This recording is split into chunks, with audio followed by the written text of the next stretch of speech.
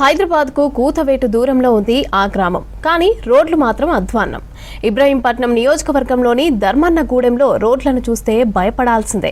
అక్కడి జనం ఇబ్రహీంపట్నం వెళ్లాలంటే నరకం అనుభవించాల్సిందే. ఎన్నోసార్లు ప్రజాప్రతినిధులకు వినతి పత్రాలు ఇచ్చినా ప్రయోజనం లేకుండా పోయింది. రోడ్లు సరిగ్గా లేక తమ గ్రామానికి ఆర్టీసీ బస్సులు కూడా రావట్లేదని గ్రామస్తులు ఆవేదన వ్యక్తం చేశారు. వెంటనే తమ గ్రామానికి బీటీ రోడ్డు మంజూరు చేయాలని కోరారు. అర్ధరాత్రి గుంతల రోడ్డులో ప్రయాణించలేక అనేక మంది ప్రమాదాలకు గురవుతున్నారని చెప్పారు. ప్రభుత్వం వెంటనే స్పందించి రోడ్డు వేయాలని విజ్ఞప్తి చేశారు గ్రామస్తులు. పరిష్కరించాలి రోడ్డు సమస్యలు వెంటనే పరిష్కరించాలి. తిరుమన్నగూడ గ్రామం నుంచి పెత్తుల వరకు రోడ్డు సమస్యను వెంటనే పరిష్కరించాలి. తిరుమన్నగూడ గ్రామం నుంచి పెత్తుల గ్రామం వరకు రోడ్డు సమస్యను వెంటనే తొలగించాలి. ఇటువైపులో ఉన్న పిచ్చి మొక్కలను వెంటనే స్పందించాలి. రంగారెడ్డి జిల్లా కలెక్టర్ గారు వెంటనే స్పందించాలి.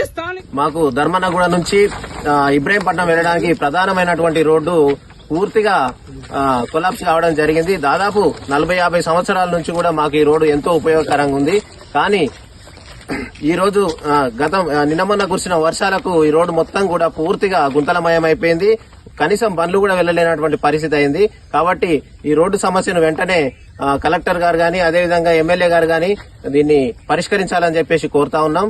అదేవిధంగా గతంలో ఇక్కడ ఆర్టీసీ బస్సులు కావచ్చు, అదేవిధంగా ప్రతిరోజు ఇక్కడ చదువుకునే విద్యార్థులు కావచ్చు, రైతులు కావచ్చు, అదేవిధంగా కూలీలు కావచ్చు, ఎంతో మంది మా ఊరు నుంచి ఈ ఇబ్రహీంపట్నం వెళ్లడం గాని తర్వాత రావడం గాని జరుగుతుంది. అనేక సార్లు ఈ రోడ్డు గుంతలమయం కావడంతో ప్రమాదాలు కూడా జరిగినాయి.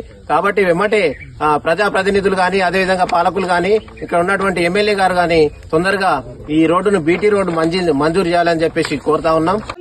స్థానికంగా ఎమ్మెల్యే ఉన్న మల్రెడ్డి రంగారెడ్డి గారు వెంటనే పరిష్కరించాలి. తిరుమన్నగూడ గ్రామం నుంచి పెత్తుల రోడ్డు వరకు సమస్యలు వెంటనే నిర్మించాలి. తిరుమన్నగూడ